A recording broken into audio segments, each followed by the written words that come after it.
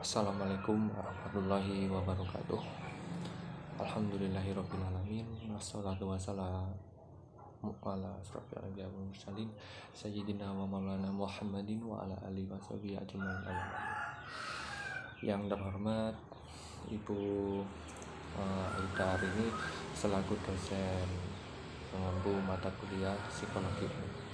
Perkenalkan, pertama-tama saya akan memperkenalkan saya di sini, yaitu nama saya Muhammad Al-Faruq Anwar dari kelas 2D. Saya akan menjelaskan tentang dasar ilmu psikologi umum guna untuk memenuhi tugas penilaian akhir semester. Yang pertama-tama, pengertian psikologi. Psikologi berasal dari kata yang berasal dari bahasa Yunani, yaitu dua kata. Yang pertama psiko, yang artinya jiwa, dan logos, yaitu pengetahuan.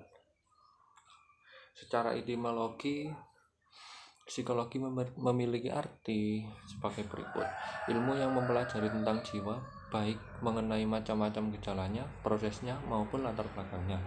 Dengan demikian, psikologi disebut juga ilmu jiwa.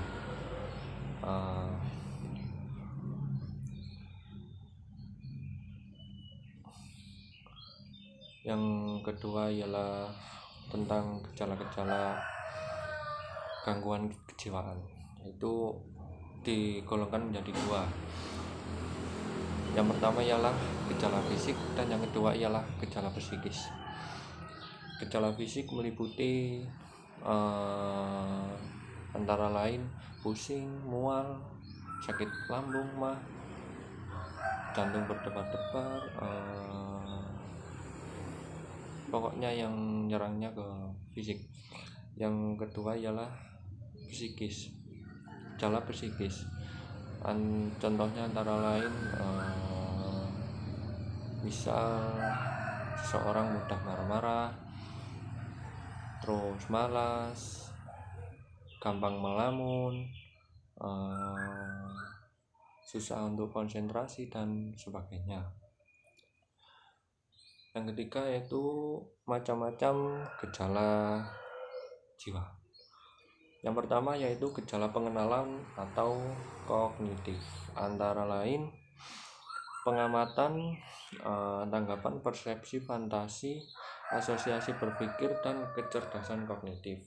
Yang kedua yaitu gejala perasaan, emosi atau afektif, antara lain perasaan jasmania dan perasaan rohania.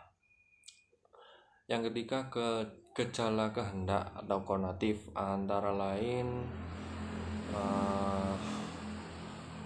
motif dan kemauan. Yang keempat yaitu gejala campuran atau kombinasi, antara lain perhatian, sugesti, kelelahan, kecerdasan, dan emosi. Selanjutnya yaitu klasifikasi psikologi. Psikologi yang pertama diklasifikasikan berdasarkan objek yang diselidiki, dibagi menjadi dua, yaitu psikologi umum dan psikologi khusus. Yang kedua berdasarkan atas kegunaannya atau tujuan, dibagi menjadi dua, yaitu psikologi teoritis dan psikologi praktis. Yang dimaksud psikologi umum ialah mempelajari psikologi yang mempelajari tingkah laku manusia yang berbudaya normal dan dewasa pada umumnya, yang dipelajari secara umum. Yang kedua psikologi khusus, yaitu ditinjau dari perkembangan manusia. 1. Psikologi genetis, yang mempelajari sifat atau turunan pada manusia. Yang kedua psikologi perkembangan, yang mempelajari perubahan tingkah laku manusia sejak 0 tahun sampai tua atau meninggal dunia. Psikologi anak, remaja, atau lansia.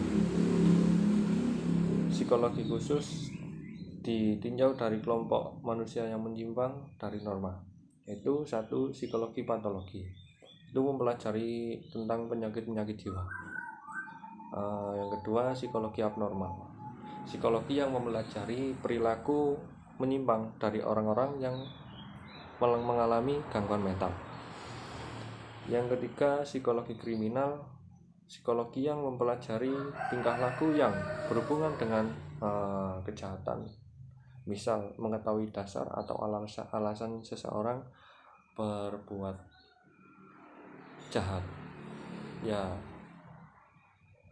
gitu. Misal seseorang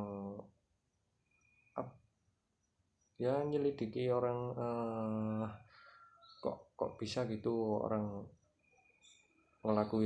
melakukan satu bentuk kejahatan, misal maling, ya kita tanyai apa sih dasarnya dan alasannya orang tersebut, ya seperti itu.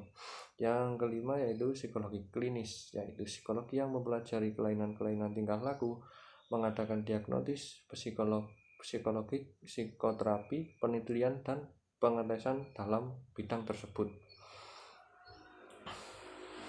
Ditinjau dari masalah kelompok, antara lain psikologi massa, yaitu psikologi yang mempelajari gejala-gejala jiwa yang terjadi pada manusia banyak.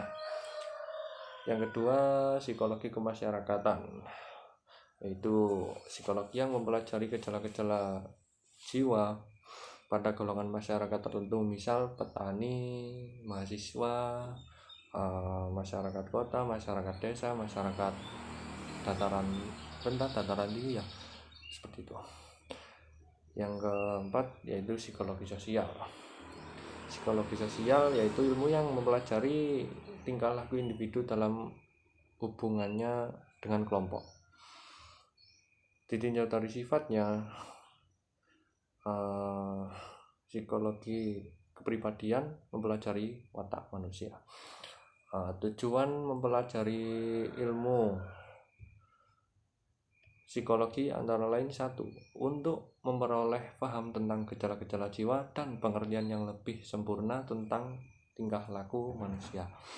Yang kedua, untuk mengetahui perbuatan-perbuatan jiwa serta kemampuan jiwa sebagai sarana untuk mengenal tingkah laku manusia. Yang ketiga, untuk mengetahui penyelenggaraan pendidikan dengan lebih baik. Yang keempat, supaya tidak ragu-ragu lagi mengubah cara hidup dan tingkah laku dalam bermasyarakat. Yang kelima, menjadikan kehidupan lebih baik, bahagia dan sempurna. Mungkin itu saja yang bisa saya jelaskan. Sekian dari saya. Bila ada salah kata atau salah penyebutan,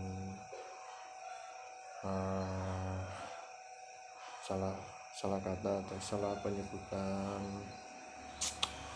istilah, mohon dimaklumi. Assalamualaikum warahmatullahi wabarakatuh.